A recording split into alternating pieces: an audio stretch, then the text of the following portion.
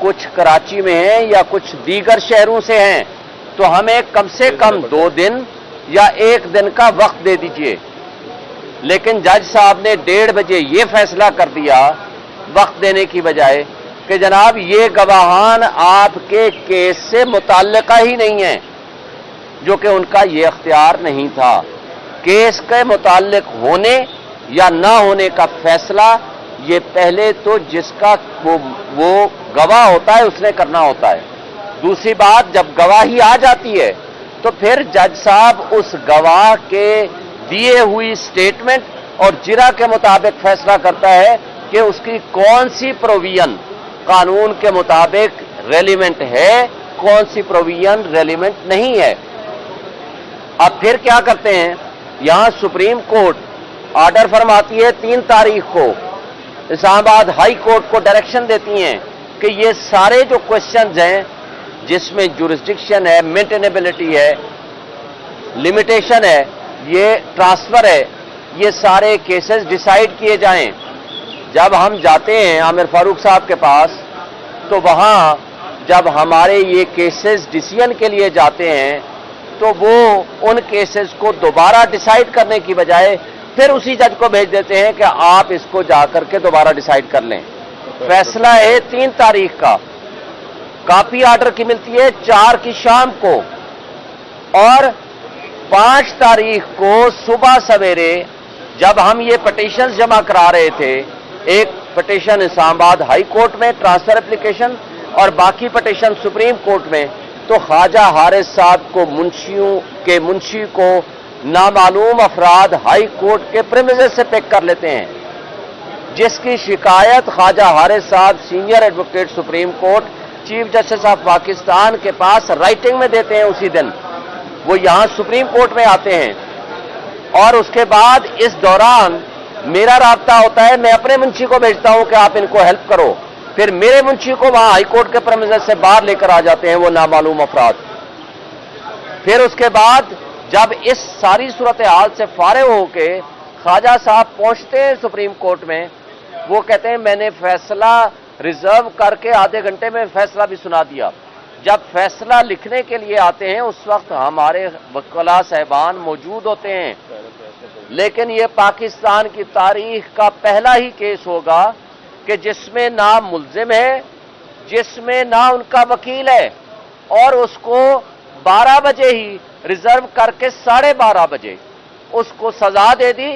اور اس کے 10 منٹ کے اندر نہ وارنٹ آف ارسٹ ابھی جاری ہوا، نہ ججمنٹ کی کاپی ملی. زمان پارک میں لاہور پولیس پہنچ کے دروازے توڑ کے عمران خان صاحب کو گرفتار کر لیتی ہے، اور 12 بجے سے لے کر 12:30 کے درمیان آدھا گھنٹے کا وقفہ، وہ جج صاحب 30 صفحے کا سائن شدہ فیصلہ 12:30 بجے آ کر کہتے ہیں یہ میں نے 12:30 آدھے گھنٹے کے درمیان فیصلہ لکھ لیا. اب یہ ساری پروسیڈنگز جو ہیں آج پہلی دفعہ یہ چیف جسٹس سپریم کورٹ کے بینچ کی سربراہی میں آج یہ سپریم کورٹ نے یہ کیس سنا ہے، اور ہم بجا طور پر سمجھتے ہیں کہ عمران خان صاحب کے ساتھ جو ناانصافی ہوئی ہے، جو فیئر ٹرائل کا ان کا رائٹ ہے، جو بنیادی حق ہے، اس سے ان کو محروم رکھا، جو ڈیو پروسیس ہے آرٹیکل 4 اس سے ان کو محروم رکھا، اور جان بوجھ کے وہ کون لوگ تھے جنہوں نے اتنی جلدی میں تھے کہ پھر یہ بھی طے ہو گیا کہ چیف جسٹس عامر فاروق صاحب نے 4 تاریخ کو ہی ایک جج صاحب کو چینج کر کے اس جج صاحب کو ہمایوں دلاور صاحب کو 4 تاریخ کو ایک آرڈر کر دیا کہ 5 تاریخ کو آپ لندن چلے جائیے. 5 تاریخ سے ٹریننگ ہو رہی ہے وہاں، اور 5 کو ہی انہوں نے لندن جانا تھا. تو بھائی ایک شخص نے اتنی جلدی میں تھا کہ اس نے پھر یہ نہیں کیا کہ ہائی کورٹ کے ان آرڈرز اور ڈائریکشنز کو مان کے اس کا فیصلہ کر لے. اس نے وہ فیصلہ جو آلریڈی کر چکا تھا، جس کو ہائی کورٹ سیٹیسفائیڈ کر چکی تھی، اسی پہ رلائے کر کے دوبارہ کہا کہ نہیں جی میں یہ سزا سناتا ہوں. تو یہ ساری چیزیں واضح کرتی ہیں کہ یہ زیادتی، انصاف کا دوہرا معیار، قانون کا دوہرا معیار، یہ سب آپ کے سامنے تھا، ہے. میڈیا نے بھی دیکھا، لوگوں نے بھی دیکھا، وکلاء نے بھی دیکھا. آج جب بینچ کے سامنے آیا